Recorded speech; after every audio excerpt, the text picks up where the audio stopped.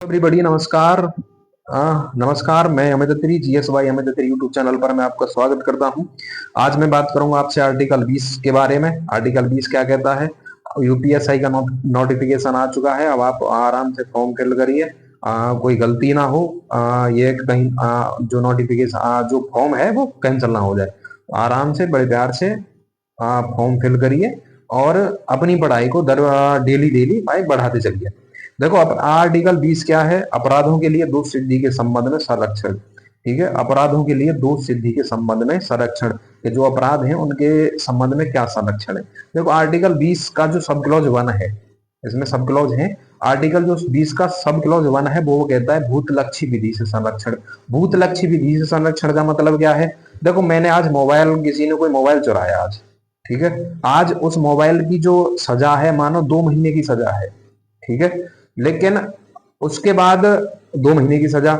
और कोई किसी ने पहले मोबाइल चुराया है या बाद में कोई मोबाइल चुराए, 3 दिन बाद मोबाइल चुरा ले, और मोबाइल से जो मोबाइल का जो केस है वो क्या है, अब 2 दिन बाद चेंज होके वो 4 महीने की सजा में परिवर्तन हो जाए।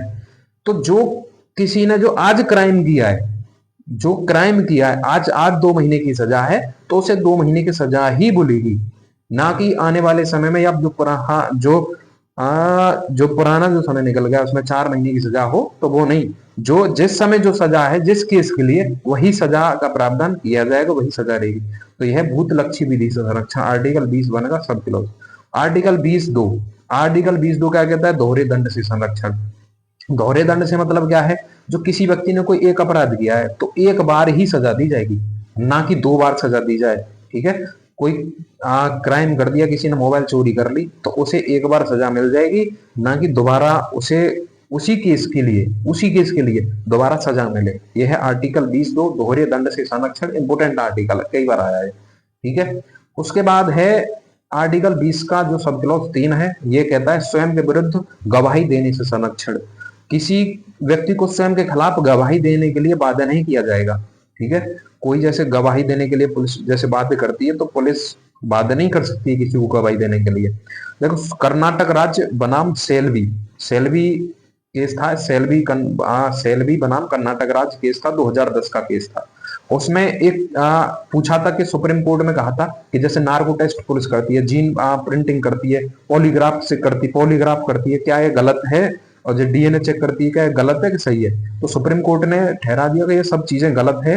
केवल सुप्रीम कोर्ट ने कहा था कि डीएनए और प्रिंटिंग प्रेस कला करना गलत नहीं है, डीएनए और पुलिस जो है करा सकती है अपनी मर्जी से। बाकी किसी अगर कोई कुछ हो रहा है तो बाकी की जो है परमिशन कोर्ट से लेनी पड़ेगी।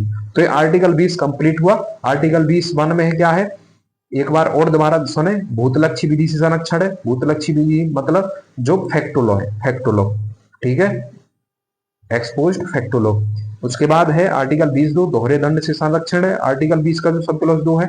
आर्टिकल जो 20 का 3 है वो स्वयं के विरुद्ध गवाही देने से संरक्षण है। ठीक है, तो ये है। और सेल्वी बनाम कर्नाटक राज्य केस मैंने बता दिया है आपको। ठीक है, उम्मीद है आपको यहां तक बातें समझ में आई होंगी। अब नेक्स्ट करेंगे आर्टिकल के जीवन जीने का अधिकार के बारे में। ठीक है, धन्यवाद, नमस्कार।